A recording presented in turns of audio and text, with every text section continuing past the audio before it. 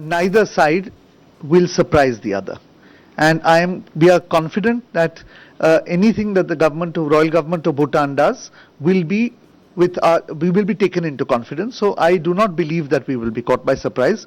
Of course, as you said, that is a hypothetical question. So my answer is in response to a hypothetical question. Suresh, the issue of Bhutanese refugees in Nepal is not something which we discuss with the royal government of Bhutan, and certainly not at the level of the top leaders. Thank you, sir. Piyush, thank you. This concludes the special briefing on Prime Minister's visit to Bhutan. Thank you all for joining.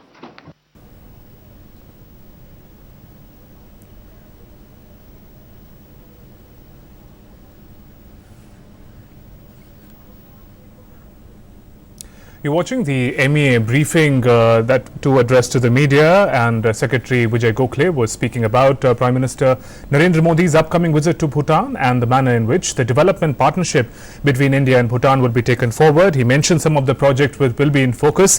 Hydroelectric plant, Mangdechu project, inauguration of which will be in focus as the leaders of the two nations inaugurate the project. Moving on, the space sector is also going to be in priority for the two nations, India and Bhutan. A ground earth station is going to be inaugurated in Thimphu. It is going to be critical, they mentioned, in broadcasting and other disaster mitigation and information procedures and processes.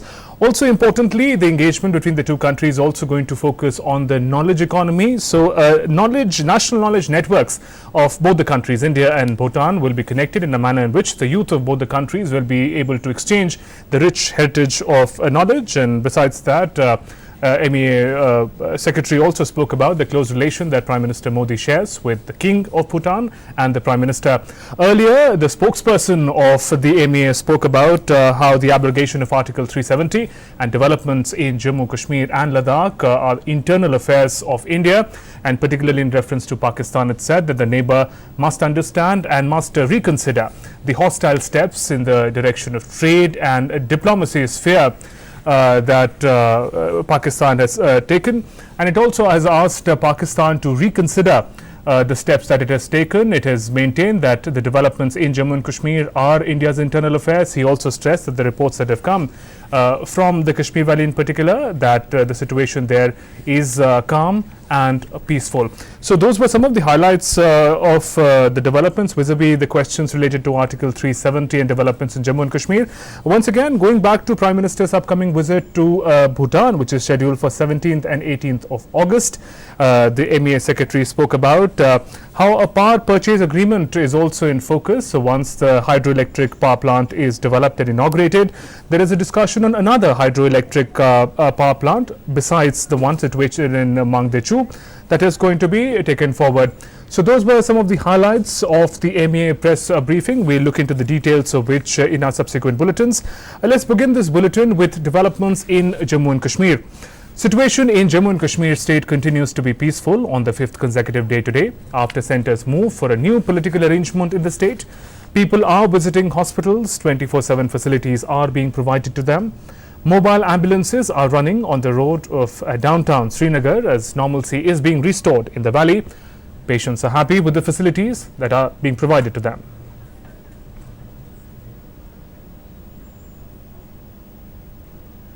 बच्चे बीमार थे तो उनको doctor के पास ले आया हूँ अभी तो अंदर डॉक्टर को हमने दिखाया तो उसने दवाई वगैरह दी है ट्रीटमेंट हो रहा है अंदर ठीक है डॉक्टर साहब भी सभी हैं क्योंकि वो नाइट शिफ्ट पे भी हैं कंटिन्यू डॉक्टर साहब अंदर कंटिन्यू ड्यूटी दे रहे हैं डॉक्टर भी अवेलेबल हैं अंदर बच्चे को अच्छे तरीके से देख रहे हैं चाहे कौन सा ट्रीटमेंट हो चाहे इमरजेंसी हो या नॉर्मल हो तो अच्छे तरीके से देख रहे हैं. Meanwhile, situation across Jammu region has returned to normalcy as the restrictions have been eased in Jammu, Kathua and Samba districts with opening of educational institutions, shops, schools and academic institutions, both private and government. The shops are also open today in Samba, Kathua and Udhampur districts. The administration in various districts are making security arrangements in connection with Eid to ensure the return to normalcy and to avoid any untoward incident.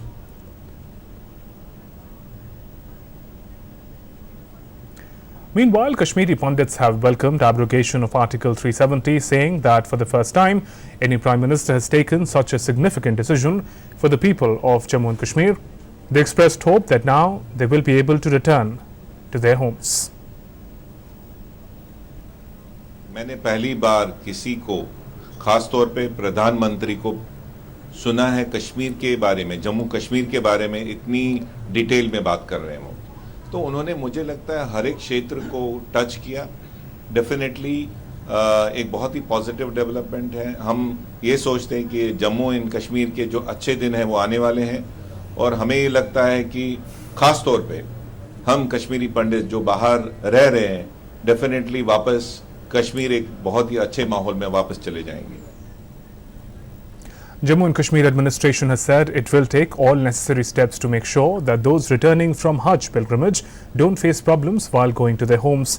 Kashmir zone will be given. Divisional Commissioner B.A. Khan said that Hajj pilgrimage is about to culminate in a few days, and details of pilgrims who are coming back will be conveyed by State Hajj Office Department to the concerned Deputy Commissioners, who will issue passes to the families of pilgrims.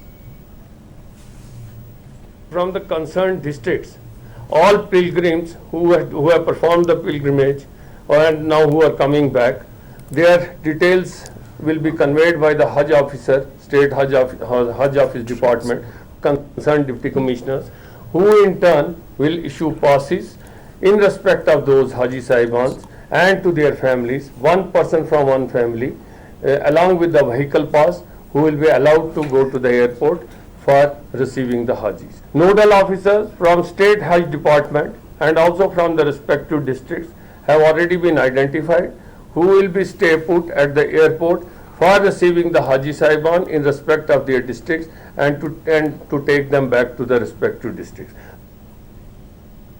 Ministry of External Affairs a short while ago expressed regret over recent decisions taken by Pakistan. Addressing a press conference, MEA spokesperson Ravish Kumar said that stopping of Samjhauta Express was a unilateral decision by Pakistan.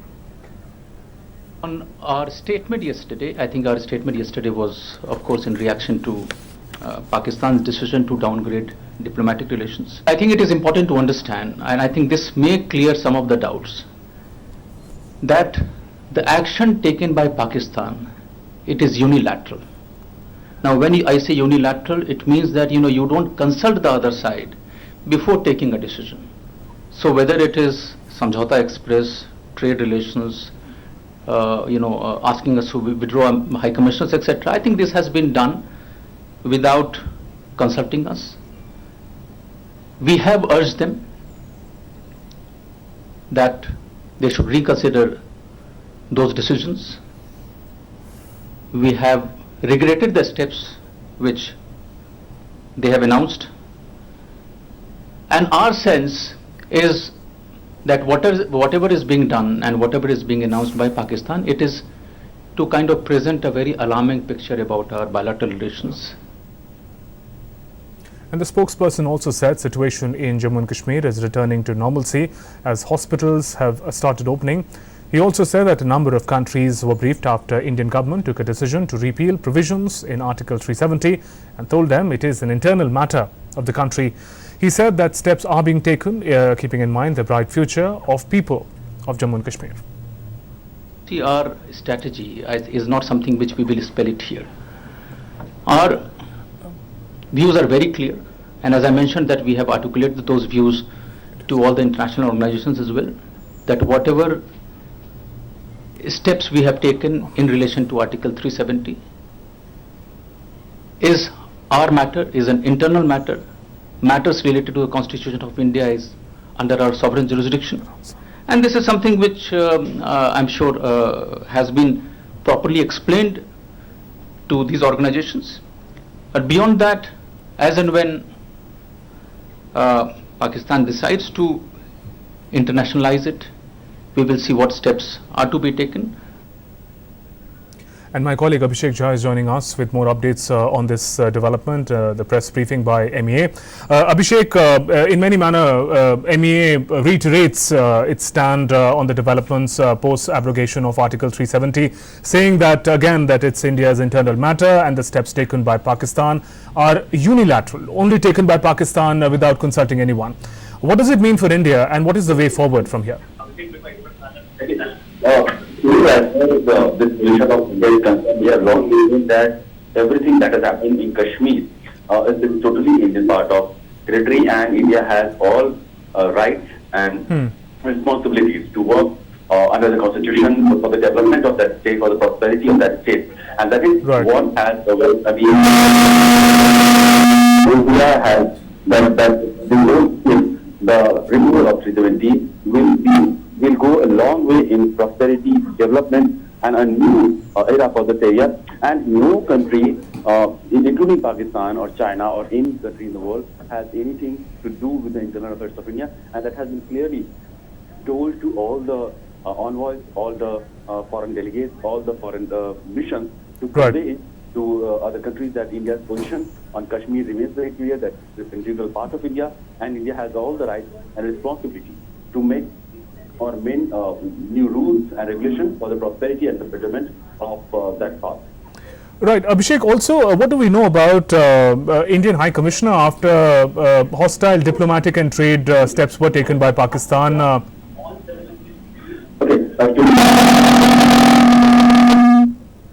right, Abhishek, we'll connect with you a little later. There seems to be some technical problem with the audio. Moving on, Bear Grylls uncovers Prime Minister Modi's adventurous side on Discovery's exclusive show, Man vs. Wild, with Bear Grylls. Prime Minister Modi they take off on a track journey across Jim Corbett National Park in Uttarakhand. The program will be telecast at 9 p.m. on 12th of August, which will be aired in 180 countries on Discovery Network. And you've seen me do some pretty crazy things. Today, I'm in India for a special edition of Man vs. Wild with a very special guest. Prime Minister Narendra Modi is joining me in the Himalayan foothills of northern India. And this incredible country has some of the most spectacular but dangerous wildlife on the whole planet. You got tigers, crocodiles, elephants, and a lot of snakes. Prime Minister Modi might be leader of the biggest democracy in the world, but out here, it's the wild that's in charge. Welcome to India, welcome to India. Prime Minister, as you know, it's a wildlife conservation area, a national park. It is also a dangerous place. There is a lot of wildlife here for real. Normally when people come through the park, they never get out of their vehicles for this reason. लेकिन मैं मानता हूं कि हमने इसे danger नहीं मानना चाहिए. अगर हम प्रकृति से संघर्ष करते हैं तो हर कुछ डेंजर होता है. इंसान भी डेंजर बन जाता है. Okay, we're going to keep going this way. We're going to try and get under those trees and take a little stop there just for a few minutes. Yeah. So if you hold that, and then what we'll do, okay, you okay, you hold that like that. Okay, now you twist like this. Twist, twist, twist. Carefully. Keep twisting. And when you were younger, didn't you spend quite a long time living in the mountains? Yes, in Himalayas. Tell me about that. Actually, at the age of 17, 18, मैंने घर छोड़ा. Yeah. ऐसे ही सोच रहा था कि मैं क्या करूं, क्या ना करूं. प्रकृति मुझे पसंद थी. हिमालय में भी लोगों से मिलता रहता था. उन्हीं लोगों के बीच में रहता था. तो एक बड़ा विशेष अनुभव था. काफी समय बिताया वहाँ पर. That must have been such an experience in your life. Of course. And did it shape your character, do you feel? जिंदगी की आज भी वो ताकत है. You are the most important man in India. My job is to keep you alive, sir. So if a tiger comes like this is your protection. वाह. You're in charge. But मेरे जो संस्कार है वो मुझे मारने के संस्कार नहीं है. इसलिए. Okay, I'll take the weapon. मैं आपके लिए उसको मेरे पास रखूंगा. Perfect. We're on the move. Let's go.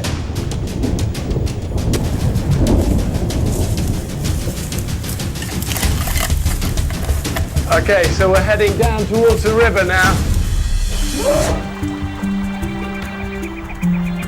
Isn't this beautiful? You live in the most incredible country.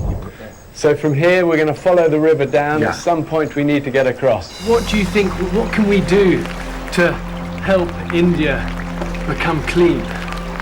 देखिए, कोई बाहर की मदद से इंडिया क्लीन नहीं होता है। इंडिया क्लीन होता है इंडिया के लोगों के स्वभाव से। इंडिया में पर्सनल हाइजीन उनके संस्कार में है। सोशल हाइजीन की हैबिट हमें डेवलप करनी है और महात्मा गांधी ने इस पर बहुत काम किया और इन दिनों हमें बड़ी सफलता मिल रही है और मैं मानता हूँ भारत बहुत तेजी से काम कर लेगा। This is what I love about the wild and about the great outdoors and about Mother Nature, is that it brings people together and it crosses boundaries and cultures and language. And we could just stand on the side of that riverbank, two men, wet, cold, but smiling. And we're smiling because we've done a great journey, we've done it together, and we can go back to our families and we can go back with pride in our hearts.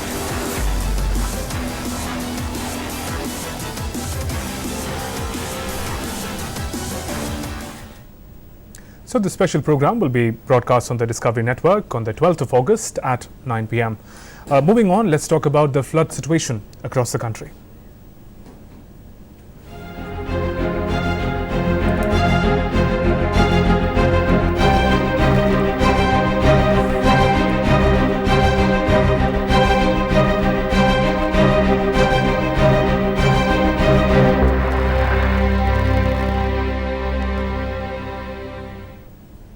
Kerala first. There was no let-up from the heavy rains in Kerala as 4 members of a family were killed at Adavana in the Malappuram district when their house collapsed on Friday, taking the rain-related death toll in the state to 22, while over 23,000 people have been moved to relief camps. Government has issued red alert for 9 districts as rains are expected to continue till Monday. The Cochin International Airport, where flight operations were suspended till midnight on Friday after floodwaters inundated the apron area, will remain closed till 3 p.m. on Sunday. Kerala government declared holiday for the day for all education institutions across the state. And Kerala Chief Minister Pinarayi Vijayan held a meeting with government and state disaster management authority officials and said a serious situation prevails in part of the state, especially in Wayanad.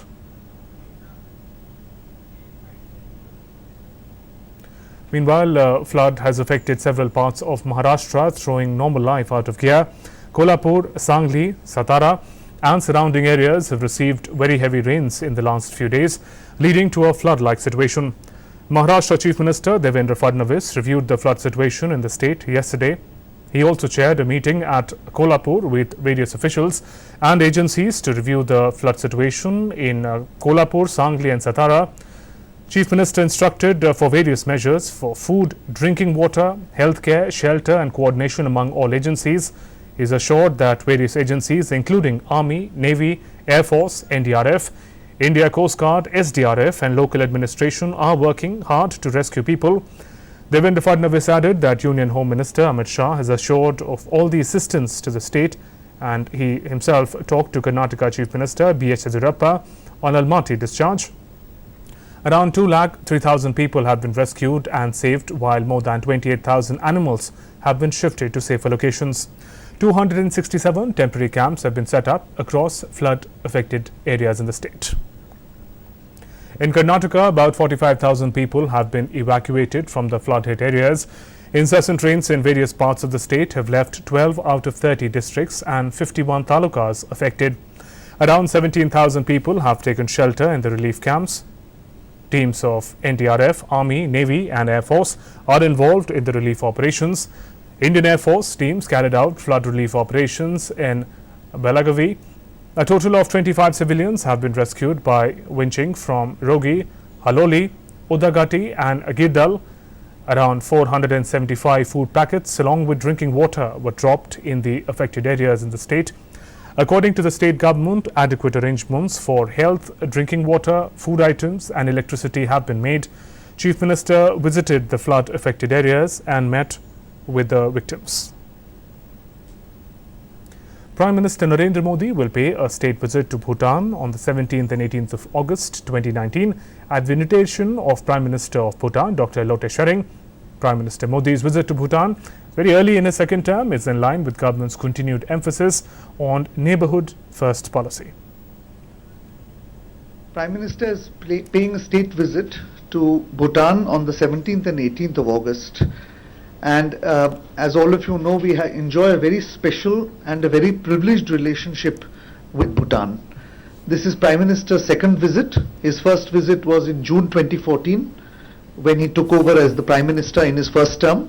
Last year was also the golden jubilee of our bilateral relationship, and this year immediately on assumption of office, the new External Affairs Minister also made Bhutan his first destination. So in sum, I think this government attaches importance to its relationship with Bhutan and has demonstrated this through the political exchanges it has engaged in with Bhutan.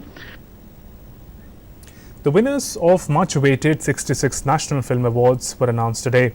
Head of the jury for feature films, Rahul Raval, presented the names of the winners. Head of jury, that's Rahul Raval, he presented the list along with the other jury members. Sanjay Leela Bhansali won the Best Music Direction Songs Award for the movie Padmavat, while Arijit Singh won Best Male Playback Singer Award for the film Padmavat. In Hindi, that's the award the jury adjudged the Sunrise and A Secret Life of Frogs in Best Non-Feature Film category, while Bunkar, The Last of the Varanasi Weavers, won the Best Arts and Culture Film Award, while Uttarakhand won the National Award for Most Film-Friendly State, while the world's most famous tiger won the Best Environment Film Award. The film is directed by Sobhya Nalamuthu. Andhadhun won the Best Hindi Film Award. The Best Hindi Film goes to a film called Andhadhun, which is produced by Matchbox Pictures and directed by Sriram Raghavan. It is a judicious mix of intrigue and creativity. Meanwhile, Vicky Kaushal and Ayushmann Khurrana won the Best Actor Award. They share the award, while Keerthi Suresh won Best Actress Award for her role in Telugu film Mahanati. Moving on, Delhi court today framed charges against Unnao rape case accused MLA Kuldeep Singh Sengar. The charges were framed under Section 376 of the IPC and under relevant sections of the Protection of Children from Sexual Offences Act, that's POCSO, as the victim was a minor at the time of the assault in 2017.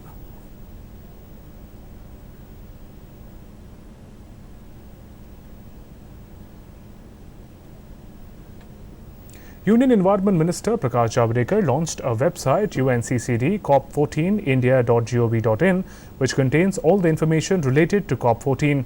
The 14th session of the Conference of the Parties to the United Nations Convention to Combat Desertification, COP14, will take place on 2nd to 13th September 2019 at the India Expo Centre and Mart, Greater Noida, Delhi NCR.